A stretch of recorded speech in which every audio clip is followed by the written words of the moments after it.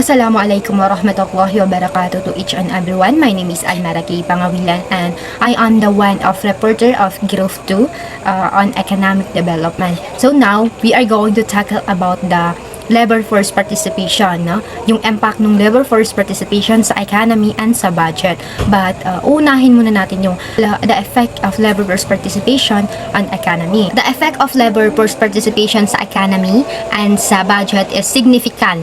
Bakit? Kasi maaari itong makapekto sa productivity, sa economic growth, and sa tax revenue and government spending. So, later on, malalaman natin yan by one by one, no? Bago tayo magsimula dun sa impact ng labor participation sa economy, ano ba yung labor force participation? Labor force participation is crucial component of any economy. So, ang labor force participation is nagre-refer siya sa percentage ng population na it's either employee or actively seeking employment, or yung mga labor force participation is yung mga taong individual employee and yung mga taong patuloy na naghahanap ng trabaho. Yes po, no? So ano bang epekto ng labor force participation sa economy, no? So yes, malalaman natin sa next slide.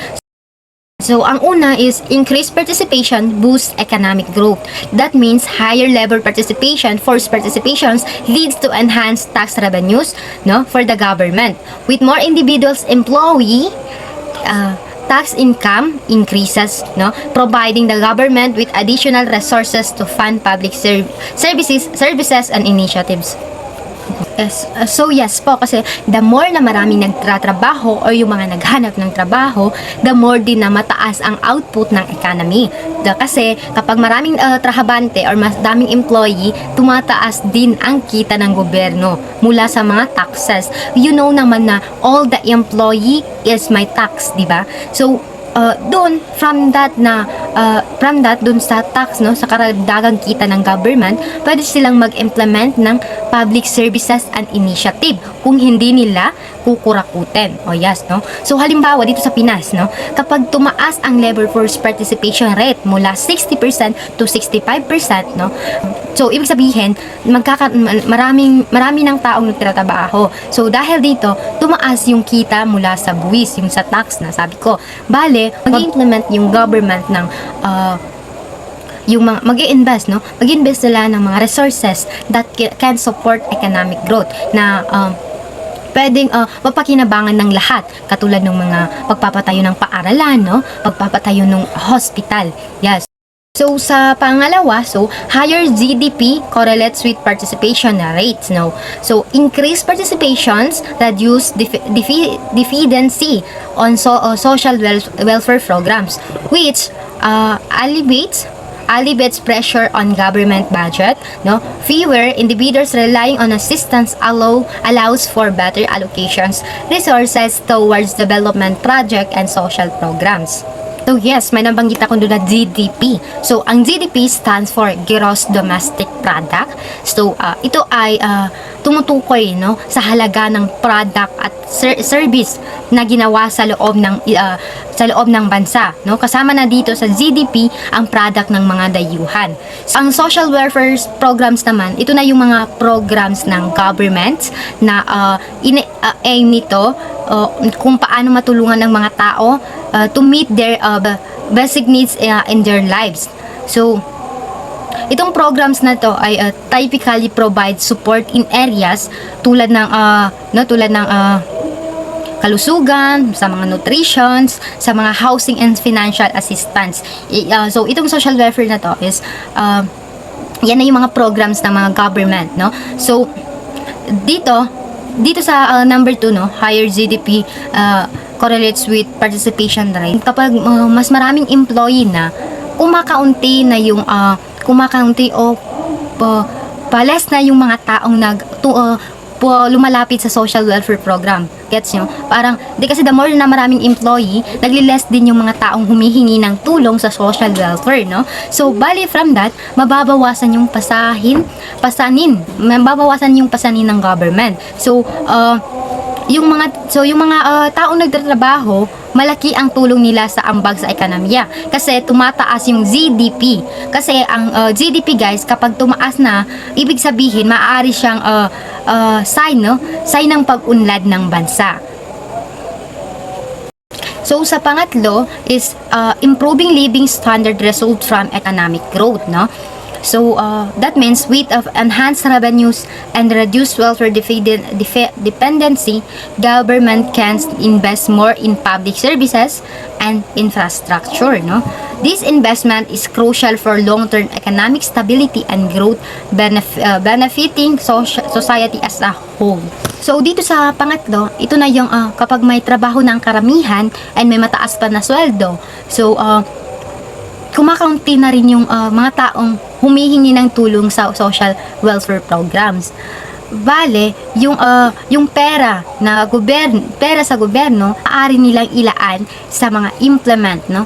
Pag-implement or mga initiative katulad ng mga public service, tulad ng mga bagong kalsada at public transportation, no, para maraming makinabang na mamamayan, para yung mga yung tax ng employee ay mapakinabangan ng lahat at hindi masayang.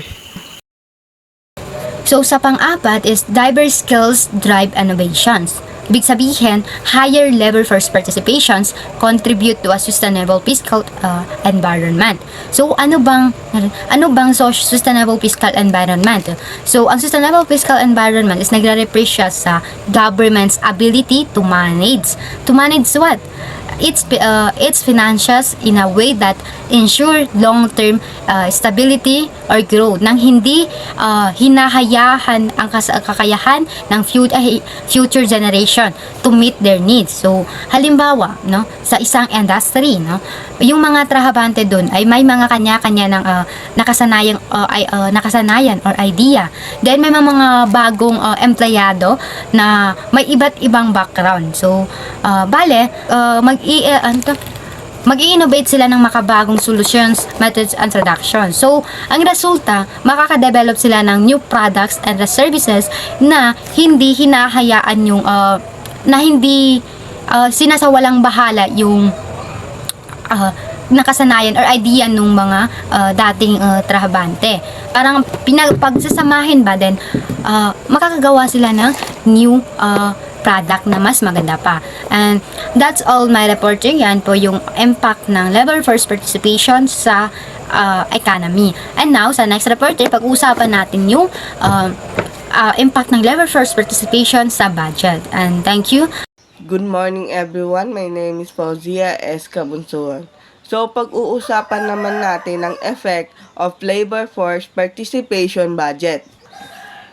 So, number 1, enhance tax revenues, support government budget. So, higher labor force participation leads to enhanced tax revenues for the government. With more individuals, employees, tax income increase na nagbibigay sa gobyerno ng karagdagang pondo upang suportahan ang mga pampublikong serbisyo at inisyatiba.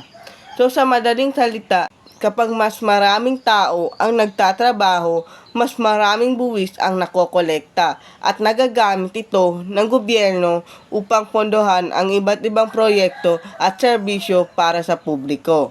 Ang mas mataas na partisipasyon sa labor force ay nagre-resulta sa mas maraming kita mula sa buwis na nagagamit ng gobyerno para sa kapakanan ng publiko. Number 2, reduce dependency on welfare program. Increase participation, reduce dependency on social welfare program. So dahil dito, nababawasan ang gastusin ng gobyerno sa pagbibigay ng tulong pinansyal sa mga individual na umaasa sa mga programang ito. So, ang mga natipid na pondo ay maaaring ilaan ng gobyerno sa iba pang mahalagang proyekto at programa tulad ng edukasyon, pagpapagawa ng mga paaralan, pagbibigay ng scholarship at pagpapabuti ng kalidad ng edukasyon. tulad rin ng kalusugan, pagtatayo ng mga ospital, pagbibigay ng libreng gamot at serbisyong medikal, at pagpapalawak ng mga health program.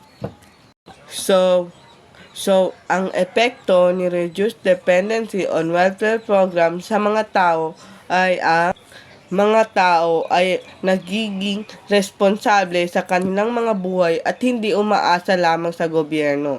So, para sa kanilang mga pangangailangan, ito ay nag-uudyok sa kanila na maghanap ng mga paraan upang makapag-ipon at makapagplano para sa kanilang kinabukasan. So, dahil dyan, hindi na magiging tamad yung mga tao. So, number 3 is more investment in public service. With enhanced revenues and reduced welfare dependency, government can invest more in public service and infrastructure. This investment is crucial for long-term economic stability and growth, benefiting society as a whole. So, ang pamumuhunan sa mga pampublikong serbisyo ay nagdudulot ng mas matatag na ekonomiya sa hinaharap.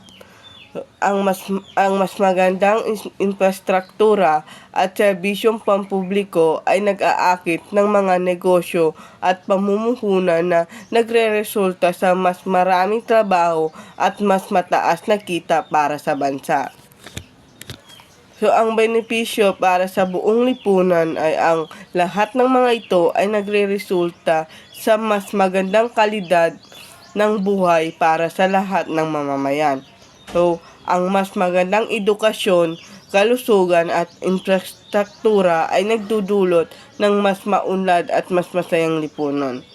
So, ang mas maraming mamumuhunan sa mga pampublikong serbisyo ay mahalaga para sa pangmatagalang pag-unlad at katatagan ng ekonomiya na nakikinabang sa buong lipunan.